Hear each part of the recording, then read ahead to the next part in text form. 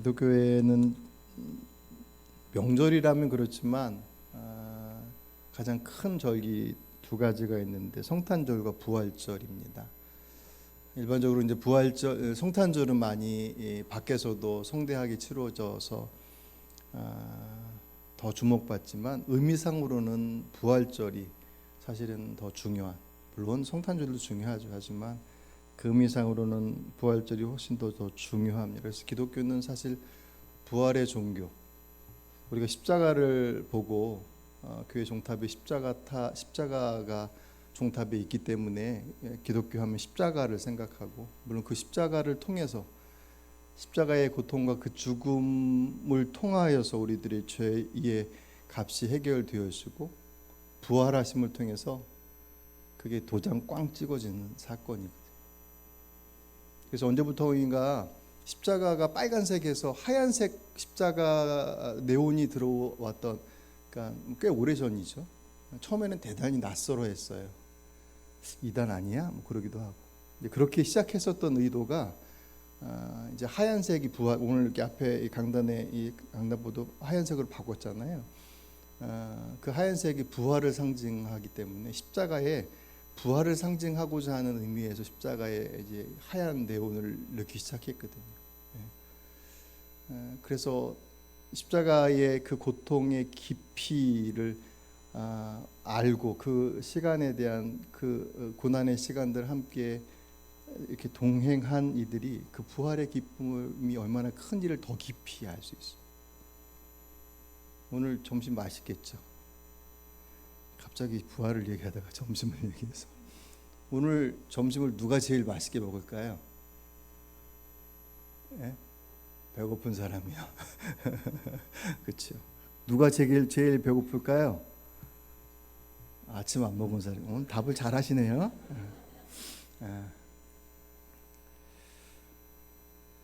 제일 배고픈 사람이 제일 맛있게 먹겠죠. 제일 고통 가운데, 고통의 그 깊은 흑암 속에 있는 이가 부활의 빛을 볼 때 가장 환하게 반응할 수 있는 것은 자연스러운 이치이겠죠.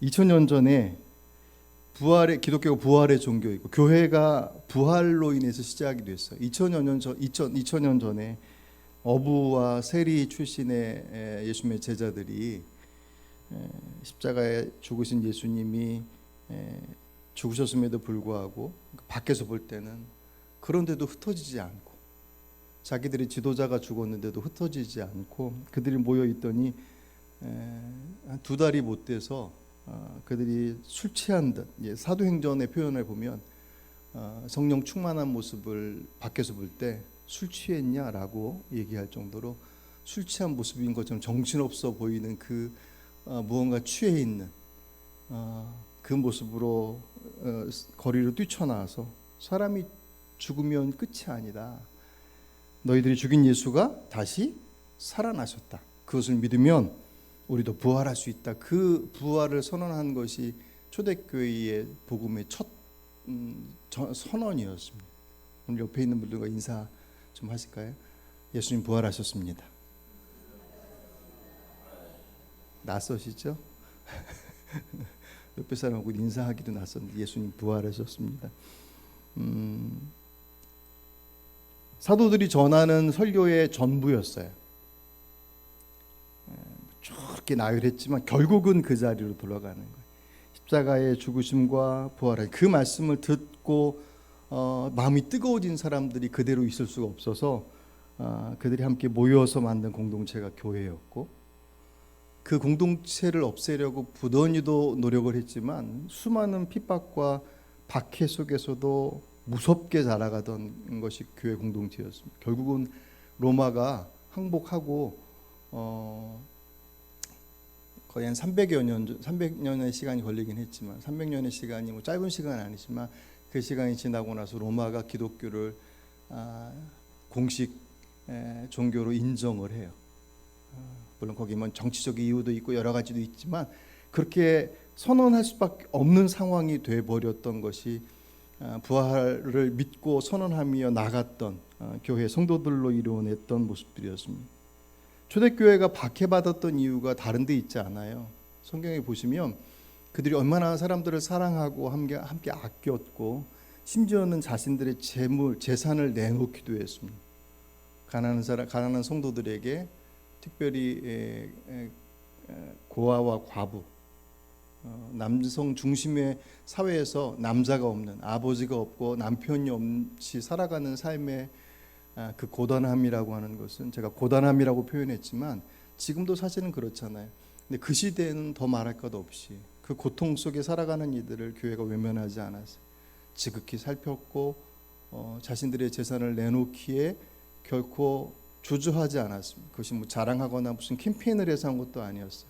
내놓고도 전혀 어깨에 힘주지 않았고 그것을 받아가는 이들도 부끄러워하지 않았어요. 감사했지. 그래서 받는 것을 감사하게 잘 받는 법도 되게 중요해요. 그렇게 정말 공동체가 사회 안에서 귀하고 복된 일들을 감당했음에도 불구하고 지독하게 교회 공동체를 없애려 했던 이유는 다른 데 있지 않고 예수가 메시아이다. 그 예수가 십자가에 죽어서 부활하였다라고 하는 것을 선포한 것 때문에 너희들 절대로 그거 얘기하지 마라고 하는 그 말을 사도들에게 목숨을 위협하면서 얘기했을 때 그들이 그 목숨을 위협하는 상황들 속에서도 결코 굴하지 않고, 기억하십니까? 예수님 잡으러 왔었던 군사들을 보자마자 물론 베드로가 칼을 빼들고 한번 저항을 하긴 했지만 결국은 다 도망가 버렸잖아요. 3년 동안 무엇보다도 자신들의 가정을 뒤로하고 직업도 내려놓고 최우선으로 주님을 쫓았던 제자들이 주님 자기 살겠다고 다 도망갔습니다. 제자들이 비겁했다기보다는 그만큼 상황이 대단히 위중했던 거죠. 죽음 앞에 떨지 않을 사람은 없잖아요. 그랬던 그들이 죽음을 불사하고 예수의 부활을 선언했던 2000년 전에 그 어느 날 봄 무덤 앞에서 천사가 주님의 부활하심을 모르고 왔던 이들에게 누가복음 24장 5절과 6절에 이렇게 말씀합니다. 앞에 화면 보실까요? 어찌하여 산 자를 죽은 자 가운데서 찾느냐? 그분은 여기 계시지 않고 다시 살아나셨다. 아멘. 다시 한번 인사하실까요? 옆에 분들과. 예수님 부활하셨습니다. 제가 잘 안 하는 걸 자꾸 시키죠 오늘은. 오늘 말씀을 묵상하고 준비하면서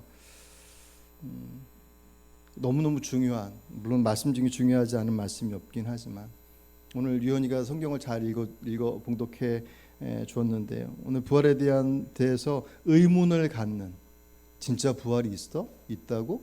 라고 의문을 갖는 고린도 교회의 성도들을 향해서 바울이 정말 답답한 마음으로 편지의 한 일부인 거예요. 그 부활이 없다는 게 무슨 의미인지 아냐? 라고 하는 그 내용을 제가 메시지라고 하는 성경어로 번역되어진 내용을 읽어드릴 테니까 한번 들어보십시오. 여러분, 우리가 선포한 사실, 그리스도께서 죽은 자들 가운데서 다시 살아나셨다는 사실을 믿어서 신자가 된 것인데 사람들이 부활 같은 것은 없다고 말하도록 내버려 두다니 어찌 된 일입니까? 바울의 그 마음의 답답함이 조금 느껴지십니까? 바울이 왜 이렇게 답답하게 느꼈는지 그 이유를 그 밑에 설명을 해놨는데, 만일 부활이 없다면 오늘 13절 말씀 같이 한번 읽죠. 앞에 화면을 보시고 제가 찾은 것들은 보면서 같이 읽으실 때 잘 안 보이시는 분들은 귀 기울이시고 보이신 분은 큰 목소리 읽습니다. 만일 죽은 자의 부활이 없으면 그리스도도 다시 살아나지 못하셨으리라. 아멘. 여러분, 이 순서를 주목하세요. 예수님께서 부활하심으로 앞으로 이제 부활이라고 하는 게 생겼어. 그게 아니라 원래 부활이 있었단 말이에요. 하나님의 계획하심 속에 부활이 있었고 예수님이 부활하신 그 첫 번째 케이스예요. 그래서 20절 끝부분에 잠자는 자들의 첫 열매가 되셨다. 그러니까 예수님의 부활하심은 사실 기독교의 전부와도 같습니다. 이게 생명의 변화나 다른 종교에서 말하는 윤회와 같은 그런 것들하고 다른 거예요. 설명하면 이렇게 설명할 수 있어요. 마치 애벌레가 변해서 나비가 된다. 어쨌든 변화잖아요. 또 다른 생명이 변하지만 그런 것을 의미하지 않고, 아이들이 게임에서 보면 레벨업 됐다고 하는데 그런 의미 속에서 레벨업 조금 이해를 도울 수 있다라는 생각은 들어요. 레벨업 그러면 그 전에 이 차원에다가 훌쩍 올라가 있는, 하지만 그것을 주의 부활하심으로 설명하기는 턱없이 부족합니다. 또 부활을 얘기할 때 그럼 어떤 모습으로 부활할 건데, 이제 묻는 그 물음이 정말 궁금해서 묻기도 하지만 시비 걸면서 묻기도 하죠. 그래서 늙은 사람 늙어서 죽은 상태 그 모습, 그때 그 모습, 늙어서 죽은 사람 늙은 모습으로, 젊어서 죽은 어린아이의 모습은 어린아이 모습으로, 뭐 그런 것들 어떻게 바뀌었는데 만약에 사고로 죽으면 어떡할까요? 그래서 어떤 경우들은 물론 다른 이유도 있으신 분도 있게 하겠지만 화장을 이렇게 불편해하시는 분들도 계셔요. 네. 나중에 어떻게 할 건데 부활할 때 어떤 모습으로?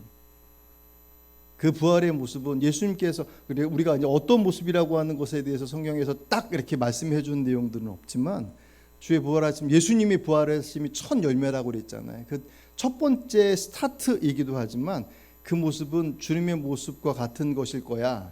어떤 나이에 어떤 때라고 하는 것들에 대해서는 잘 모르지만 가장 온전한 모습으로. 그래서 성경에서 예수님의 부활하신 모습은 대단히 신비롭게 소개되고 있어요. 누가복음 24장 39절을 보시면 손과 발을 만져보라고 말씀합니다. 이게 영이 아니다. 그리고 그들이 두려워해서 요한복음 20장 19절 앞에 보시면 화면에 나옵니다. 그날 곧 주간의 첫날 저녁에 제자들은 유대 사람들이 무서워서 문을 모두 닫아 걸고 있었다. 그때 예수께서 와서 그들 가운데 들어서서 너희에게 평화가 있기를 하고 인사말을 하셨다. 그들이 무서워서 문을 꼭 다 꽁꽁 잠그고 숨어 있는데 주님께서 그들 사이에 쑥 들어오셨다. 그래서 부활하신 그 몸은 몸이지만 영혼으로서 왔다 갔다 하는 그런 영적인 존재가 아니라 몸을 가지고 있는, 신령한 몸을 가지고 있는, 하지만 시간과 공간의 제약을 받지 아니하시는 그런 몸이 바로 부활하신 부활의 모습이다라고, 그렇게 우리가 부활할 것이다 라고 성경은 말씀하고 있어요. 그래서 42절부터 44절을 그 부활에 대한 얘기를 조금 쉽게 설명해 놓은 것이 이렇게 해놨습니다. 현재의 몸은 썩을 것이고, 우리 지금의 몸은 썩을 것이지만 장래의 몸은 썩지 않을 것입니다. 현재의 몸은 욕된 것이나 장래의 몸은 영광스러울 것입니다. 현재의 몸은 약하나 장래의 몸은 강할 것입니다. 현재의 몸은 죄성을 가진 육의 몸이지만 장래의 몸은 신령한 몸이 될 것입니다. 아멘. 우리가 모두 그렇게 살아날 것이기에 그렇게 부활할 것임을 예수님께서 다시 살아나심으로 우리에게 확증해 주셨다는. 그래서 그 사건은 예수님의 부활로 끝나는 게 아니라 바로 곧 우리가 그렇게 부활할 것이다라고 하는 것을 증명해 주시고 확인시켜 주시는 자리이기에, 그래서 부활절이 축제의 날이 되는 것이고 가장 기쁨의 날이 되는 거예요. 그리스도의 부활을 부정한다라고 하는 것은, 믿지 못하겠다라고 하는 것은 사실 엄밀히 얘기하면 기독교의 전체를 다 부정하는 것과 다르지 않아요. 그래서 그 밑에 바울이 이제 설명을 합니다. 부활을 거부한다라고 하는 것은 죽음 이후의 세계를 다 부정하는 거예요. 그러니까 예수님께서 죽으셨다가 살아나셨다라고 하는 것은 다시 그냥 죽었다 다시 소생이나 부활이나 그 의미가 뭐 이렇게 확실하게 다가오지 않을 수 있지만, 제가 이제 부활에 대한 몸을 설명해 드렸잖아요. 그런 것처럼 소생한 것, 잠깐 죽었다가 살아난 그것이 아니라 완전히 그 몸은 이제 다시 죽음 가운데 들어가지 아니한 신령한 몸으로 변화될 것인데, 그 모습이 그럼 어떻게 이 이후에, 죽음 이후에, 그래서 부활의 고백은 이 땅에서의 삶이 끝이 아니라, 이 땅이 길어야 100년도 채 못 살잖아요. 요즘 100세 시대라서 가까이 사신 분도 많고 넘어서 보는 분도 꽤 있긴 하지만 그래야 110년, 120년 안쪽이지 않습니까? 그 100년의 삶 속에서 마감되는 것으로 만약에 부활의 믿음을 갖지 못한다, 주의 부활하심을 믿지 못한다고 한다면 그 믿음은, 그 신앙은 이 울타리 안에 갇혀 있다는 거. 그래서 바울이 오늘 14절, 15절에 만약 부활이 없다면, 14절, 15절 같이 한번 읽어보실까요? 나왔나요? 있습니다. 시작. 그리스도께서 만일 다시 살아나지 못하셨으면 우리가 전파하는 것도 헛것이요 또 너희 믿음도 헛것이며 또 우리가 하나님의 거짓 증인으로 발견되리니 우리가 하나님이 그리스도를 다시 살리셨다고 증언하였습니다. 만일 죽은 자가 다시 살아난 일이 없으면 하나님이 그리스도를 다시 살리지 아니하셨으리라. 아멘. 우리가 하는 거 다 의미 없고 헛된 것이다. 왜냐하면 그 전하고 있는 그 모든 것들이 결국은 이 땅에서의 모습도 물론 주님께서 그 길을 인도하시지만 그 인도하시는 모습이 만약에 이 땅의 것으로만 있다고 한다면 그것은 그것만큼 불쌍한 게 어디? 그 소중한 믿음의 가치를 그 영원한 나라로 펼치지 못하고 이 땅에 100년도 채 되지 않는 곳에 가둬놓고서 어떻게 주님의 인도하시면서 잘 살아가지? 그 인도하심을 안 해주신다는 게 아니라 그 인도하심의 그 영역이 100년 채 안 되는 곳으로 제한해서 믿고 살아가는 것이 그 믿음이 거기에 제한된다. 그거만큼 불쌍한 것은 없다. 그래서 19절에 그 얘기하신 거예요. 만일 그리스도 안에서 우리가 바라는 것이 다만 이 세상 삶뿐이면 모든 사람 가운데 우리가 더욱 불쌍한 자이라. 아멘. 부활이 없다면 예전처럼 우리의 삶 가운데 죄 가운데 살아가고 엉망으로 살아가는. 그래서 우리의 삶의 여정들이 그냥 잘 되어지는 것들을 넘어서서 우리 삶의 고난과 고통의 시간들이 오면 그 자리 안에서 더 이상 또 참을 이유가 뭐가 있어요? 이 세상이면 끝인데. 부활의 신앙이 중요한 것은 이 생의 삶을 넘어서서 이 생의 삶도 주님께서 우리의 삶에 동행하시면서 그 길을 인도하신다고 약속하셨는데 그 약속이 우리 믿음의 전부가 아니라 그것은 아주 극히 일부에 불과한, 그것을 통해서 하나님이 어떤 분이신지를 알아가는 통로에 불과한 것이고 그것을 통해서 영생의 삶의 자리로 넘어가는 것이다라고 말씀하시고, 그 믿음을 가지고 있는 자가 이 땅에서 당당하게 살더란 말이에요. 그걸 놓쳐버리면 이 땅의 삶이 무너질 수 있다. 그래서 오늘 32절에 끝부분에 이렇게 얘기해요. 32절 있을까요? 제가 읽어드릴게요. 죽은 자가 다시 살지 못할 것이면 내길 죽을 터이니 먹고 마시자 하리라. 죽은 자가 다시 살아나지 못할 것이면 내일 죽을 터이니 먹고 마시자. 뭐 그렇게 사느라고 고생해. 이래 죽네 저래 죽네. 죽으면 끝인데 그냥 되는 대로 살아. 안 되면 되는 데까지 하고 안 되면 할 수 없지 뭐. 그렇게 살아가는 삶의 줄을 놔버릴 수 있더라. 차라리 놓지 그렇게 뭐 이렇게 아둥바둥하면서 살 거야 라고 하는 말들이 그 말들 앞에 답을 내지 못한다는. 바울이 얼마나 고생된 삶을 살았는지 오늘 본문에서 30절부터 32절 말씀에 바울이 자신의 그 고된 삶을 소개해요. 같이 한번 읽어보실까요? 또 어찌하여 우리가 언제나 위험을 무릅쓰리요. 형제들아, 내가 그리스도 예수 우리 주 안에서 가진 바 너희에게 대한 나의 자랑을 두고 단언하노니 나는 날마다 죽노라. 내가 사람의 방법으로 에베소에서 맹수와 더불어 싸웠다면 내게 무슨 유익이 있으리요. 죽은 자가 다시 살아나지 못하면 내일 죽을 터이니 먹고 마시자 하리라. 아멘. 바울이 내가 날마다 죽노라. 그렇게 고난의 죽음 앞에 날마다 서 있단 말이에요. 그럼에도 불구하고 그 시간들을 믿음으로 버텨내고 이겨내고 극복해 나가는 가장 큰 이유는 주의 약속의 부활하심을 본인이 믿기 때문에. 만약 그렇지 않았다고 한다면 아까 읽었던 32절 끝부분에 내일 죽을 터이니 먹고 마시자. 뭐 그렇게 아둥바둥 살아갈 거냐. 이 땅에서도 그렇게 어찌 보면 허무주의까지는 아니어도 그렇게 아둥바둥 살지 마. 인생 다 비슷하지 거기서 거기 아니겠어? 라고 세월을 초월한, 인생을 초월한 듯 말하시는 분도 있긴 하지만 그것이 부활의 신앙의 바탕 속에서 고백되어지는 것이라고 하면 오케이. 하지만 그 고백이, 그 말이 그 이후의 삶에 대한 분명한 고백이 없이, 죽음 이후의 삶에 대한 고백이 없이 이루어지는 것이면 거기에 대한 답을 스스로 낼 수 없어요. 우리의 수고와 애씀과 우리 이제 교회 공동체 안에서, 이 공동체 안에서도 사실 그렇잖아요. 그리고 공동체를 넘어서서 교회가 교회다움의 모습들을 감당하는, 교회가 빛이고 소금이다. 너는 빛이 되어야 하고 소금 되어야 한다라고 말씀하지 않고 너희는 빛이야. 너희들이 있는 곳 자체가 그 안에서 그냥 빛을 발해야 되는 것이고, 빛을 발하려 노력해야 되는 게 아니라 빛이다라고 하는 것에 대해서 본인이 알고 그 자리에서 있을 때 그 어두운 세상 속에서 빛으로서의 역할을 그 존재 자체가 감당하는 것, 그것이 그리스도인의 모습이라는 거예요. 소금 되려고 노력해야 된다라고 하는 것이 아니라 소금이란 말이에요. 가서 내가 있는 곳이 나로 인하여서 살맛 나는 세상 되게끔 하는 역할을 내야 된다는 거예요. 내려고 노력하라고 하는 것이 아니, 그건 내는 거예요. 그냥 그 모습으로 나의 정체성을 확인하는, 그것이 녹록지 않죠. 세상이 나 혼자 살기도 힘들어 죽겠는데 어디서 빛이 되고 소금 되고 하는 그런, 결국 그것은 나를 녹이고 나를 태우는 거잖아요. 나 혼자 밖에 살기도 바쁜 이 세상 속에서 누군가를 위해서 나를 태우고 나를 녹인다라고 하는 것이 무슨 의미를 갖겠습니까? 만약 이 땅의 삶으로 우리의 삶이 끝이라고 한다면 뭐하러 그 고통과 그 아픔과 그 수고와 그 애씀과 그 노력들을 그 안에 그렇게 쏟아붓겠느냐. 바울이 너무너무 답답한 거예요. 그 고통 속에서 그 세월들을 다 이겨내놓고서 이제 와서, 이제 고린도 교인들도 똑같이 이 시대는 예수 믿는 것이 잘 되는 게 아니라 예수 믿는 것 때문에 핍박을 계속 받았거든. 만약 이런 모습이 지금 이 시대로 왔으면 다 도망갔을 거예요. 여러분 잘 버티시겠습니까? 그래도 아멘을 해야지 다 도망가겠다고.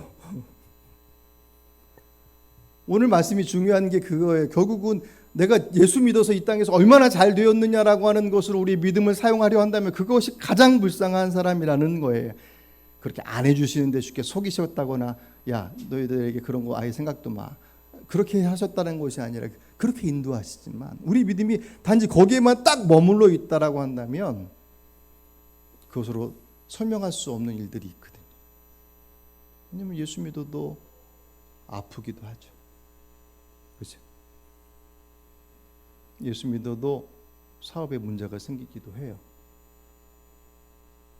이 땅에서 해결해 주시는 것으로 끝장 봐야 되는데 언제 해결해 주실 거예요? 어떤 이들은 기적과 같이 암과 같은 것도 낫게 해주시는데 어떤 이들은 그냥 여전히 그 고통 가운데 그 삶의 모습들을 가게, 믿음이 없어서 그래. 그걸 누가 함부로 얘기할 수 있겠습니까?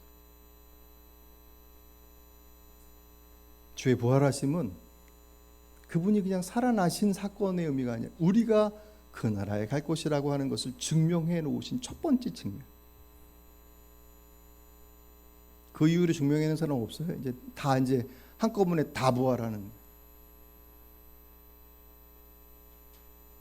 큰 것을 볼 때 작은 것 앞에 연연하지 않죠. 그죠? 하나님의 나라를 알고 그 하나님의 나라에 대한 소망을 가지고 있는 자가 이 땅 위에서 그 작은 것 앞에 연연하지 않아요. 그게 믿음의 능력이에요. 기적도 나타날 것이고 이적도 나타날 것이고 약속하신 것이니까. 하지만 기적과 이적은 말 그대로 정말 특별한 경우에 하나님께서 사용하시는 방식들이잖아요. 그것이 없어도 주님께서 하나님의 나라에 대한 우리의 믿음을 통하여서 이 땅에서 그 고난의 시간, 오늘 바울이 그랬던 거죠. 그 고통의 시간과 고통과 아픔과 그 어려움의 시간들 그렇게 무던히 버텨내며 이겨내며 그 믿음을 지켜낸 그 모습은 다른 데 있지 않아요. 이러다 보면 좋아지겠지라고 하는 것이 아니라 혹 그리 아니하실지라도 내게 약속하신 하나님의 나라가 분명히 있음을 그가 너무나도 잘 알아요. 그래서 바울은 개인적으로 자기가 성경에 표현을 하면 3층 천을 갔다 왔다, 천국 갔다 왔다. 그 10년 동안 얘기를 안 했어요. 여자 같았으면 막 간증하고 난리 났을 거예요. 천국 갔다 왔다. 바울이 얘기하지 않아요. 가지고 가만히 있습니다. 그리고서 그것을 고백을 해요. 가르치고.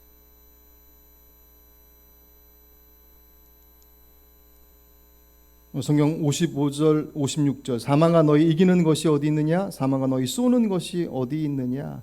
결국 부활의 문제는 죽음을 넘어서는, 부활의 신앙은 죽음의 너머에 우리에게 주신 하나님의 나라가 있음을 확증하는 것과 직결되어집니다. 그 세상에 제일 무서운 사람이 죽음을 두려워하지 않는 사람, 죽음을 각오한 사람. 죽기를 각오 덤벼들면 어떻게 이길 거예요? 너 죽고 나 죽자 하는 사람한테 이길 수는 없잖아요. 기독교에서 말하는 죽음을 불사한다라고 하는 것은 너 죽고 나 죽자가 아니라 너 살고 나 살자, 안 되면 너 살고 나 죽자, 뭐 그렇게 되거든요. 성경 같이 한번 좀 읽어볼까요? 51절부터 54절. 고린도서 15장 51절 54절. 시간이 있어서 많이 못 보지만 51절부터 54절 앞에 나왔죠. 같이 한번 읽습니다. 보라, 내가 너희에게 비밀을 말하노니 우리가 다 잠잘 것이 아니요 마지막 나팔이 순식간에 호련히 다 변화되리니 나팔 소리가 나매 죽은 자들이 썩지 아니할 것으로 다시 살아나고 우리도 변화되리라. 이 썩을 것이 반드시 썩지 아니할 것을 입겠고 이 죽을 것이 죽지 아니함을 입으리로다.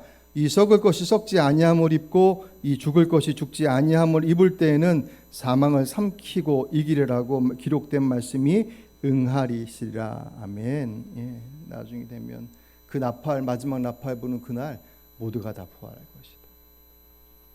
오늘 여기까지 좀 말씀 보려고 그래. 지금 보니까는 뒤에 성찬식도 있고 그래서 더 볼 수 없지만 중요한 말씀은 하나 던지고 마무리하려고 합니다. 요한복음 5장 29절 앞에 나와 있습니다.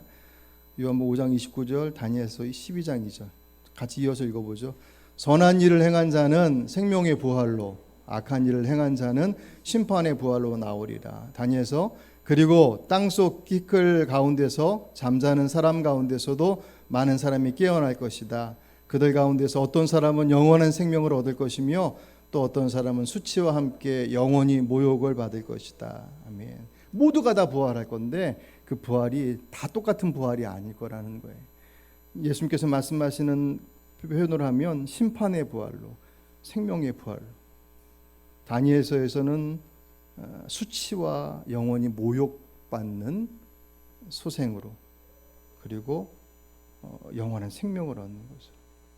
결국 그리스도를 믿음으로 자신 안에 주로 고백하고 있는 이들의 마지막 부활은 주께서 약속하신 생명의 부활이고 영원한 생명을 얻는 부활이겠지만, 그리스도를 받아들이지 않는 이들의 부활은 심판의 부활이요 수치와 영원히 모욕받을 것이로다. 아멘. 일단 우리의 죽음 이후의 삶에 대한 것이 부활을 통해서 확증됐어요. 이 세상이 끝이 아니야. 그럼 그 이후에는 어떻게 할 것인데, 주님께서 반드시 그 마지막 때의 모습들 앞에 모두가 다 신령한 몸으로 부활할 것인데, 그 부활한 모습으로 그냥 다 살아나는 것으로 끝이 아니라 누군가는 생명의 부활로, 누군가는 심판의 부활로, 그 행함의 모습들로 갈라질 것이다. 우리가 흔히 알고 있는 천국과 지옥의 모습을 말씀하시는 것이잖아요. 그런데 문제는 주님께서 우리에게 원하시는 건 디모데전서 2장 4절 앞에 있어요. 같이 읽습니다. 하나님은 모든 사람이 구원을 받으며 진리를 아는 데 이르기를 원하시느니라. 아멘. 주님께서는 한 사람도 지옥에 가는 걸 원치 않으십니다. 너 그렇게 살아가지고 되겠어? 안 돼. 넌 천국 올 자격 없어. 누구 그런 얘기하잖아. 그렇게 살면 넌 지옥에 땔감밖에 안 돼. 그게 얼마나 무서운 말인데. 주님의 마음은 모든 이들이 하나님 앞에 주의 나라로 구원받기를 원하시는, 얼마나 잘 살아서의 문제가 아니야. 그리스도께서 나를 위해서 십자가에 못 박혀 죽으셨음을 내가 믿음으로 받아들여. 여태까지 내 인생 내 마음대로 살았어요. 내 건 줄 알았어요. 근데 가만히 생각해보니 내 게 아니에요. 내 거였으면 내 마음 먹는 대로 가요.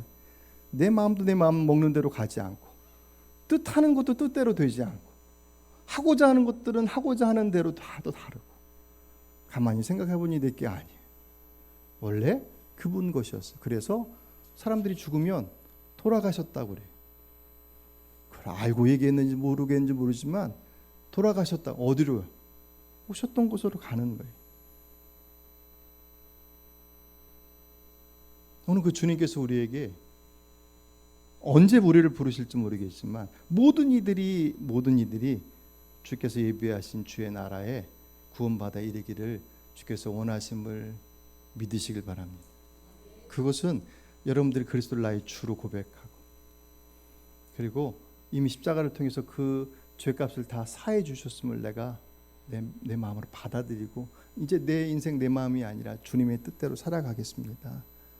완벽해서가 아니라 앞으로 이제 한 발 한 발 그렇게 걸어가겠습니다 라고 내 삶의 주도권을 그분 앞에 맡겨드릴 때, 주께서 말씀하신 것처럼 하나님은 모든 사람이 구원을 받으며 진리를 아는 데 이르기를 원하시느니라. 오늘 이 시간 함께한 모든 주의 자녀들 여러분들 한 사람 한 사람, 우리 유아로부터 제일 연령되신 우리 유복순 권사님, 모든 이들이 주님의 은혜와 사랑 가운데 주의 부활하심이 그분이 살아나셨대가 아니라 나도 그 자리에 갈 수 있어. 이 땅이 끝이 아니라 이 땅에서도 눈동자같이 지키시고 인도하시는 그 하나님께서, 우리에게 가장 좋은 곳으로 응답하신 아버지 하나님께서 우리 죽음 이후에는 완전한 곳으로 우리의 모습들을 신령한 몸으로 부활되어진 그곳 위에, 그 나라 위에 우리를 부르실 것이다라는 그 믿음으로 고난의 시간이 다가온다 할지라도, 때로는 뜻대로 뭔가가 되지 않는다 할지라도 그것에 굴하지 않고, 바울이 그랬던 것처럼